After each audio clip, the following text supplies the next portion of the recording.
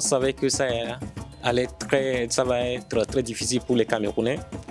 Du moment où ils sont dans un groupe un peu difficile avec le Brésil. Mais je pense que les Camerounais ont donné plus leur actualité plus en dehors du terrain que sur le terrain. Parce qu'on a parlé de ce départ de Onana en temps, on a parlé également d'autres choses, notamment de l'absence de Nga2 et puis le retour de Nkolo. Il y a également le président de la FECAFOOT, Samuel Eto'o, qui fait pratiquement ombrage sur l'entraîneur. Il y a également les différents proverbes de cet entraîneur Rigobert Song. Donc cela veut dire que les Camerounais, on les connaît assez longtemps sur le terrain avec Roger Mila, mais pour cette édition de la Coupe du Monde, ils se sont montrés plus en dehors du terrain que justement sur la pelouse. Dire que finalement Onana, avec son absence, ça va peser sur l'équipe du Cameroun, oui, mais quelque part aussi, il faut compter avec les autres. C'est vrai que Onana, c'est un joueur de l'Inter Milan. Il a fait les grandes compétitions avec les clubs, mais il faut compter toujours avec le groupe que de se fier à un individu. C'est le Brésil quand même, c'est le Brésil.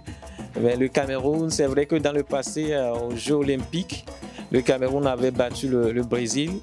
Mais quand vous voyez les joueurs qui sont présents, je pense que ça sera très compliqué. Le seul joueur que nous voyons qui peut faire l'affaire, c'est justement celui qui évolue donc au Bayern Munich.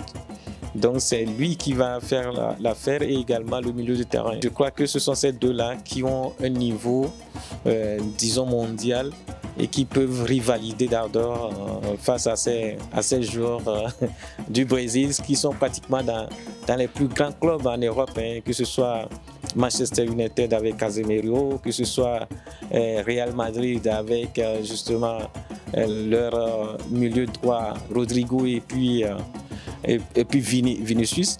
Donc ça sera très compliqué parce que ce sont des joueurs qui sont des habitués de grandes compétitions.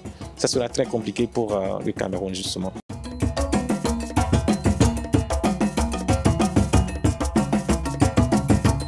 Samuel Eto'o, c'est un joueur de classe mondiale qui a fait ses preuves ailleurs. Il a connu le haut niveau avec des grands clubs. Donc il a une philosophie avant d'arriver au niveau de la FECAFOOT. Donc il veut changer les choses, mais puisque c'est difficile pour les conservateurs de se conformer aux nouvelles donnes, c'est très compliqué pour lui donc de faire passer son message. Aujourd'hui, il est confronté justement donc à ces personnes, et même si justement à un niveau donné, il faut dire que ces paroles sont difficiles pour les gens et tout ça, pour moi, c'est quelqu'un qui veut changer, qui pense changer quelque chose, mais le milieu ne s'y est pas.